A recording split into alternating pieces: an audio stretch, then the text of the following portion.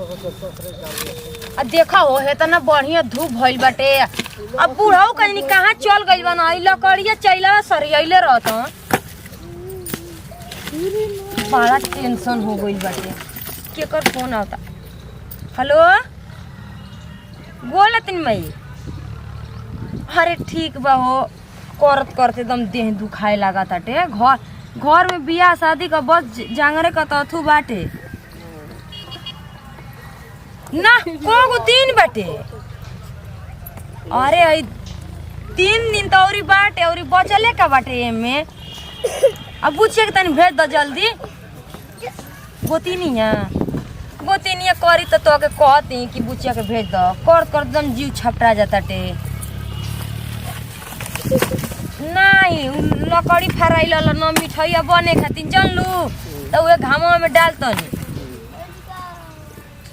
ठीक बा अब भैया आओ तो ना गाड़ी पकड़ ले ना कह दिया कि यहीं ने बक्सरे उतार जाइए। ठीक बा ए माई लागत है कि कुछ पैसा कम हो बिहार में। भैया कह दिया तनी व्यवस्था करी। हाँ अरे कहीं ननद बिया कहाँ कहीं जा देवल जाई नहीं तो फिर दूसरा में देवल जाई। यहाँ अपन 100 कुल यही में पूरा कर लें जा तब का ठीक बटे। तब रखा नहीं तनी सरिया ले और मोइयो के एकदम टेंशन बढ़ले रहता है। यही से कही ना कि हमसे बेसी हमारी माई के टेंशन होता। हम मर्दा और बतिए ना माने ना। अब देखो यू ओदा बाटी केतना ई कुल का करता हो। अक्का जी जाके कहीं सुत जतनी कर परोज का घर बटे। हां का लहसुन लिया करे ने मोछू वो भौजी की है। अच्छे ते तने लहसुन मिलल हो आतना तले फोर देखी ई ठीक काम नहीं के। 3 दिन है 3 मिनट में दिन बीत जाई। आप लोग एकदम थूके से ससुर संतन जाना संते में बिहान हो जाई या लड़की का बारात आ जाई घरे। तू तो बात के बखेड़ बना दे तरु हे में हई देखत तरु चोइली निकाल तरु हे में सांप गुजर होई है स। अरे होखा से तो होखा से कुल सतगर दुश्मन के जान सा। शादी ब्याह के घर में तनी बढ़िया से कर। सुनी गैसा में नहीं के भरा पावा।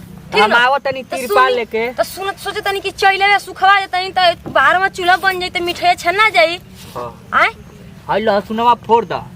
अच्छे फोड़वा दे कुल बड़ा वो सोच के रखले रहली है। हित ना ताइल बन सन घर में लइके लोग बेटी हुआ ओने से फोड़वा दे। फोड़वा दो। हां अजी बाबूजी हैं कहतनी कि अरे दहेजवा देवे के वादा कइले बानी तो पूरा कहाँ से कर। ई कुल के बारे में सोचे तनी जा को जा कम भुला गेल बने ऐसन तइए ना रहल है। आ ये भगवान आप मुंह से कह देब लइकिया के बेदीन करे लगिया स। बेदीन कैसे करिया स? अरे आज के जुग जमाना नहीं की देखत। हट हम नहीं कुल होनी फेंकी। थोड़ा है करे के जल्दी फोड़वाओ आ उनको चमकुया दे देवे के बा। मां को चमकुया खातिर मुंह तरीका हैं। अरे नहीं हो वो बहुत माने की एठी हई अथी हई एही में सिंघाड़ा के पटन दे। धोती में लेके नहीं झूल के अब हम चमकुई पहुंचाए जाई। एगो तो यंगे ने घर में काम बाटे। जल्दी लेडी के फोड़ा हम चला तानी जल्दी आवो। अरे चल देखो वो बूढ़वा के लागत है कि टेंशन नहीं है आ टेंशन ले ले ना कहता ना कि हम जानते नहीं की। अरे तू नहीं का जानता हो लगी कितनी दिक्कत होई तब काहे कहला जा के हमर 52 बीघा पोदीने बटे इनो सब तिल करू तब मांग के दूसरा के घर से लिया तले चटनी बनाए खातिर चाहे हम लहसुन दे दी तनी बेटीवा के फोड़ दस। हे भगवान कैसे बीड़ा पार लागी। दिन पर दिन नियराई जाता कौनो सामान अभी जुटल ना। हे लहसुन प्याज ले बुझाता दिन दियाई। हमार चिंता के मारे तो बुझाता कि तबीयत खराब होकर जाए। हे भगवान माशाल्लाह का जारीन जहाँ तक ले लोनो नहीं जी बाबूजी का हो कहनी है हाँ रोज से दवाई मंगनी लिए नहीं हमरा के।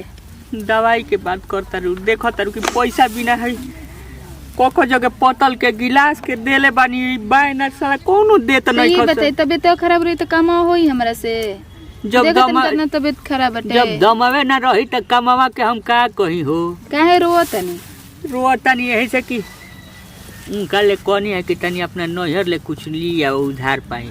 हां का कहलसिया कहर तारी की बात करो तनी आ देखो तो अरे चिंता मत करी, हो जाइले तनी हमरा के दवाइया लिया दी। अब वहाँ के कहिया ले हम कहिया ले ना बताई तो के करे से हम मंगाई दवाइया लिया दी ही रहुआ। हम खाली तो ठीक रहम तबे न कमाओ करम। बताई बियाह शादी के घर नहीं का तटे उ तो हम जानो तनी का करी। चलिए अब चिंता बियाह भइल शादी में रहता। टेंशन होखेला। टेंशन शादी लेम तो ब्याह कम के थोड़े दिन होके नियर जाई। आइल बा देखो तरु ही इतना ता यही में कोई कुछ देखो तरु के यही से बिछा देल बनी जितना पेटारी बिछावे के एथी कइले बानी। नहीं जाना तो नहीं एकरा के सब घरवा में डाल दिहल जाई। आ एको गो चादर डाल दिहल जाई हो जाई सूते लोग। कहाँ से आता ना हमनी के राजा रजवाड़ा थोड़े बनी जा के हाँ मतलब उनको लोग के तो सकाल पलंग दियाई। राजा राजा के बात नहीं खेनु हो, इज्जत प्रतिष्ठा के बात बा। जहाँ ए केहू बाबूजी के सुनी, इज्जत प्रतिष्ठा के बात बानो तो जितना में रहल जी उतना में नु कइल जाई। बताई अब देखावे खातिर कुल ना नु अपन बेच बाच दिहल जाओ। का करबू हो, बेटी कही बिया आँखी के लकड़ी बिया, ओकरा के बेटा ले हम कम ना जानले रहनी। हम जाना तनी कि बेटी ये कही भी है। हमनी के का कहतन जे कि हमनी के 10 गो ननद बाड़ी, हमनियो को तो कहते बने के एगो बाड़ी। अच्छा नैहर से कुछ पैसा मंगैले बनी ठीक बा, दवाई लिया दिया लेके आई माई तो ले ले हम पैसा ठीक बा, जोन करे कोई कर दे हम। तो डियार खवा पे रख रहला एगो का कहला कोरोसिन ले ले रह तू। तो उ जाड़ बुखार थोड़े बोलबा, हमरा खांसी बोलबा। देखो ए पूरा गर्दनी उर्दनी कुल दुखाता खोखता नहीं तो ज्यादा बोललो नहीं खेजल ठीक बा, जा। हम का करी हो, जीव उबू छुबू भइल रहता। जस जस दिनवा नियर आता तस तस हमार जीव घबराता।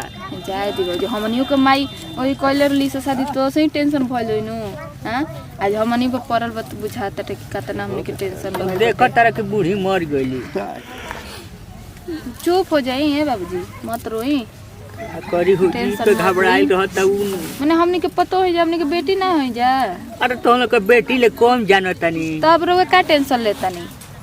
हां हमनी के मर गल बन जा, हमनी के तो जिंदा भाई ऐसन बात मत कह है, बियाह शादी के घर में मर गनी जाई। तो रोवे काहे ना टेंशन लेता नहीं। अच्छा नहीं खे लागत नु घरवा में। ठीक बा, तू है कुछ तनी बिछावना उछावना सही कर। हम कह दे तनी हम ऐसे ऐसे तनी जाई दवाइया लेते हैं ठीक हो जाए। आवो तनी हम बाजार। जाई। अरे बाप रे बाप, अपनों के दवाई ले ले।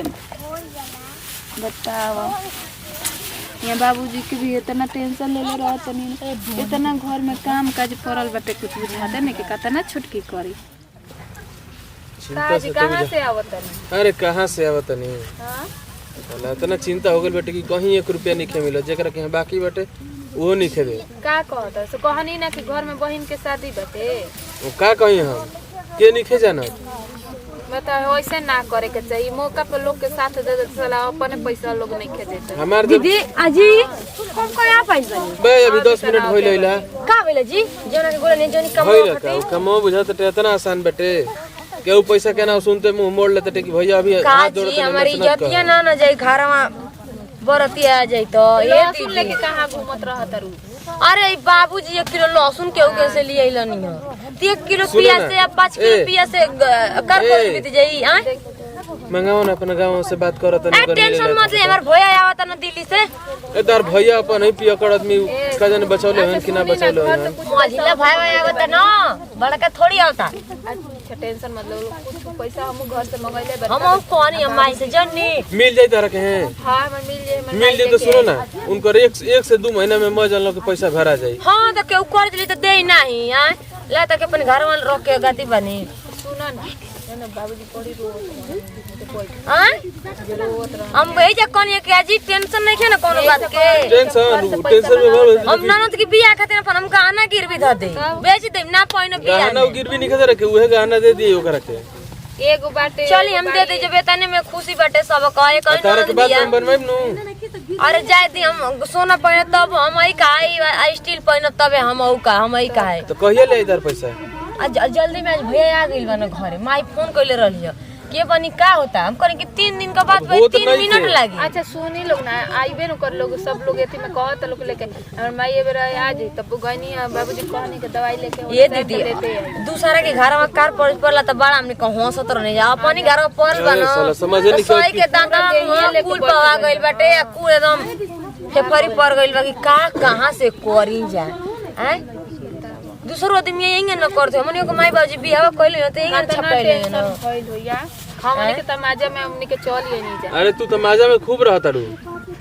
का करी जी का करी माजा जा? बनी जाते तारा हंसी छूटो तो माजा में रहता लगता डू जी मजे में सजा हो अच्छा गई नहीं लागत। बेचारी का दिन आ देखी एकदम टीले पन बिया बोल चटमंगनी पट बिया यही से कुछ अब हम जाई में का करबू वो हम जाइले रस लइको वाला लॉकडाउन में कोई बिया भइल नहीं उहे नु थोड़ा सा टाइम मिली तो निमन से करती जे धरती जे जुटा तो जुटा के अच्छा चली वो काम बाटे अब से जन तनी काम बा उनका बेलौजिया कटवा के ले जाए अरे तार बेलौजी दिन भर जा तो पहले सड़िया का अस्तर अतु लगवा दे शाम तक पैसा मंगवा तो कुछ बाजार उजार होखो अरे चली बाजार कर ले फूले उले का बर्तन कीन ले उठ अरे जी सब माजा ले तड़ी का पहिन नहर बतिया करनी ना धरनी है दूसरे की तू तू अपना नहर से मंगा इनका असर में मत रह